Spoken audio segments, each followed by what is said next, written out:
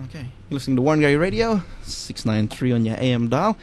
Brad Shadforth here, and in the studio I do have with me this morning Adam and Ben, all the way from Melbourne. G'day, fellas. How's it going? Good morning, Brad. Doing well. G'day, Brad. How you going? How are you enjoying the Kununurra so far? Loving it, mate. Fantastic. Beautiful. So you're all the way from Melbourne. Can you tell us a bit about who you are and what you are here in Kununurra for? Yeah, sure. So we're both from Melbourne, working with National Australia Bank, and we're seconded up here with the Jawun program, working with Kimberley Group Training. So as part of that program, is the idea is just to bring, I suppose, some expertise from the city up to Kununurra, and not only for work though, but for a bit of cross-cultural exchange. So yeah, it's been great for us in terms of that. So you're also doing a bit of work with KGT Mob while you're in Kununurra as well. Yeah, absolutely. Yeah. Working on a couple of programs with them, understanding their business a lot better, and trying to help them with structuring or re-engineering anything that we do in our day-to-day jobs back in Melbourne that might be of benefit to them. We're sort of trying to help with. So specifically the Jawun program, what is that all about, and how's that run? So the program is about, I suppose it's corporate internships in Indigenous organisations. So the idea is just to bring the city to the country, if you will, and having that exchange of skills and of ideas and of knowledge, but not just specifically in a work limited to a work sense, but in terms of social and cultural exchange and stuff like that. So it's mainly concentrated with Indigenous organisations. So you've got corporate companies that participate in this program from all over Australia. So some of our colleagues, I think in this secondment group, there's 22 of us all up, and we come from different organisations from all over the country, and seconded all across the Kimberleys from east to west. What Indigenous services businesses you will be working with here in Kununurra? So for us too, it's just KGT. Mm-hmm. Some of our colleagues here in Kununurra are working with Jawun, or the rest, and we have a colleague who's also working with the MG Corporation. Yeah. And then the bulk of the others are up in Broome. We've got some colleagues in Warman and in Halls Creek. Yep. What's the benefits of something like this?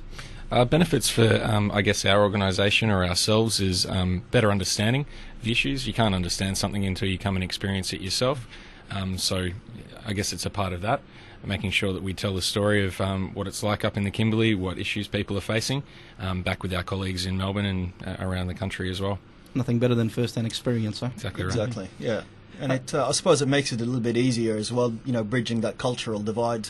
It makes Indigenous issues out here in this part of the country a lot more, as Ben was mentioning, a lot more relevant to us, simply as opposed to sitting in Melbourne and looking at it as an intellectual exercise. It's real, and we can take these ideas back and these experiences back and hopefully come up with a solution or two, something to contribute positively to this country. Well, what's some of the other places that you visit besides Kununurra? Around the Kimberley? Yeah.